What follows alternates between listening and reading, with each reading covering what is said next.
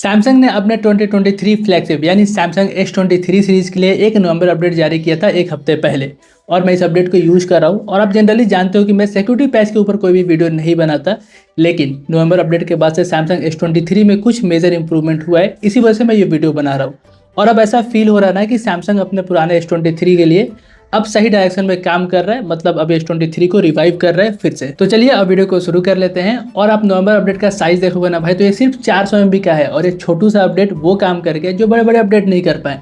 आप वीडियो में खुद देखिएगा कि ये फोन कितना भी स्टेबल परफॉर्म कर रहा है। तो पहले परफॉर्मेंस से ही शुरू कर लेते हैं। जैसा कि आप देख सकते हो Geekbench 6 के अंदर जो इसका सिंगल कोर स्कोर है वो 2000 के ऊपर निकल के आया और जो मल्टी कोर स्कोर है ये है 5300। एंड मैं इसे कंपेयर करूं अभी तक जितने One UI 7 और One UI 8 का अपडेट आए हैं, जितने भी सिक्योरिटी पैच हो या मेजर OS अपडेट हो, सभी से बेटर अभी स्कोर किया इसने, वो भी थोड़ा मोड़ा नहीं। सिंगल स्कोर 200 से ज़्यादा स्कोर बढ़ के निकला है और जो मल्टी कोर है वो ऑलमोस्ट 500 से ज़्यादा बढ़ा हुआ है। इसके बाद मैंने इसमें CPU थ्रॉटलिंग को टेस्ट कर लिया 15 मिनट के लिए और आप स्कोर देख सकते हो 77% थ्रॉटल स्कोर निकला है। एंड जो इसका मैक्स स्कोर है वो है 3.82 लाख और जो एवरेज स्कोर है ये है 3.17 लाख। अब मैं आपको एक सरप्राइजिंग चीज़ बताता हूँ। जब मैं पिछली बार इसे टेस्ट किया था तब इसका जो मैक्स स्कोर था ना वो 3.15 लाख था। अब सोचो कहाँ 3.15 लाख और कहाँ 3.82 लाख। बस यही वजह था कि मुझे लग रहा था कि जो S23 का परफॉर्मेंस है वो इंप्रूव हो रहा है। इसके बाद से मैंने इसमें वाइल्ड लाइफ एस टेस्ट को रन किया, जिसपे मैं सबसे ज़्यादा रिलाई करता हूँ। और ये जो टेस्ट है ना वाइल्ड लाइफ एस टेस्ट, ये अच्छे अच्छे फ़ोनों के हाल ख़राब कर देता है।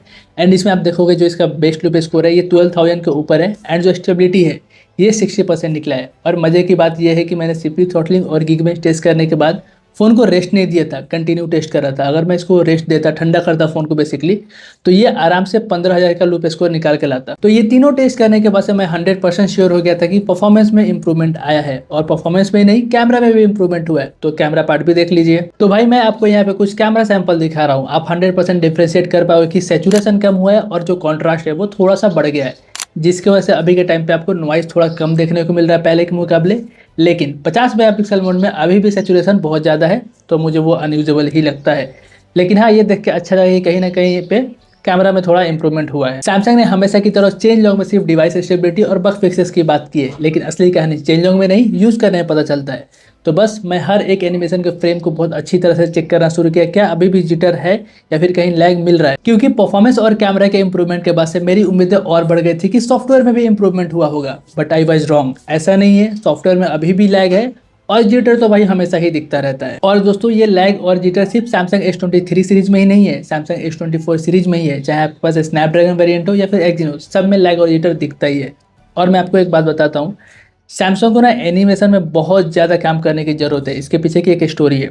मैं अभी हाल ही में गया था रिलायंस डिजिटल में, वहाँ पे मैंने OnePlus 15 यूज़ किया, जो उसका लेटेस्ट ऑक्सीजन OS 16 है। भाई वो वे वे वे बेटर है in terms of animation. One UI उसके आसपास भी नहीं है। सीरियसली सैमसंग को बहुत काम करने की ज़रूरत है। लिटरली अगर आप एक बार ऑक्सीजन OS यूज कर लिए तो One UI आपको, अब क्या बोलूँगा मैं, मतलब आप बीइंग अ सैमसंग फैन आप लोग मेरे पे भड़कोगे, लेकिन सही में One UI स्लगिश फील होता है। लिटरली मैंने ये चीज़ फील किया वहाँ पे जाने के बाद से। I hope Samsung One UI 8.5 में ये सारे एनिमेशन इशू को फिक्स कर दे। और मैं आपको ये बोलूँगा कि आप भी सैमसंग मेंबर ऐप पे जाओ, वहाँ पे आप ये इशू रेज करो, please fix this all issue in animation, ताकि भाई जल्द से जल्द ये फिक्स हो सके। क्योंकि अभी भाई One UI पिछड़ते जा रहा है compare to colour OS, oxygen OS, Realme UI, इन सभी से एनिमेशन के मामले में भाई ये पीछे हो रहा है। तो आप जाओ जरूर से सारे क्वेश्चन रेज करो सैमसंग मेंबर ऐप के ऊपर। अब आते हैं सबसे बड़े सवाल पे, बैटरी ड्रेन। क्या अभी भी बैटरी ड्रेन हो रहा है? तो हाँ भाई, अभी भी बैटरी ड्रेन हो रहा है। मैंने पिछले वीडियो में आपको बताया था कि जैसे एक नया अपडेट आता है 6 से 6.5 घंटे का बैटरी बैकअप मिलना शुरू हो जाता है 5 से 6 दिनों के लिए। उसके बाद से 7वें 8वें दिन से ये वापस से 4 साढ़े 4 घंटे पे आ जाता है। और इस बार भी वही चीज़ हुआ, मुझे आराम से 5-6 दिन तक 6 साढ़े 6 घंटे का बैटरी बैकअप मिला और अभी फिर से 4 साढ़े 4 घंटे का मिल रहा है। अब तो आप ये भी बहाना नहीं कर सकते ना कि अभी समर सीजन है तो भाई फ़ोन हीट हो रहा है इसलिए बैटरी ड्रेन हो रहा है। अब तो ठंड का मौसम आ गया और जो ये फ़ोन का टेम्परेचर है वो मैक्सिमम 38-39 डिग्री ही गया था सारे टेस्ट में। तो आप इसे समझ सकते हो फ़ोन हीट नहीं हो रहा है, ये ऑप्टिमाइजेशन की कमी है। सैमसंग अगर ऑप्टिमाइज कर दे अच्छे से तो भाई ये आराम से अभी भी 6 घंटे का बैटरी बैकअप देगा। खैर, इस अपडेट को मैं समराइज कर देता हूँ। इस अपडेट के बाद से परफॉर्मेंस और कैमरा में मुझे इंप्रूवमेंट मिला है।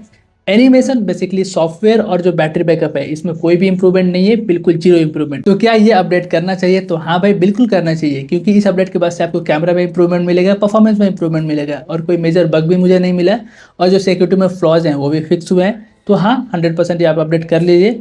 और हाँ, जिन्होंने अपडेट कर लिया है वो अपना एक्सपीरियंस कमेंट में जरूर से शेयर कीजिएगा। बाकी मिलते हैं नेक्स्ट वीडियो में, तब तक के लिए बाय, टेक केयर।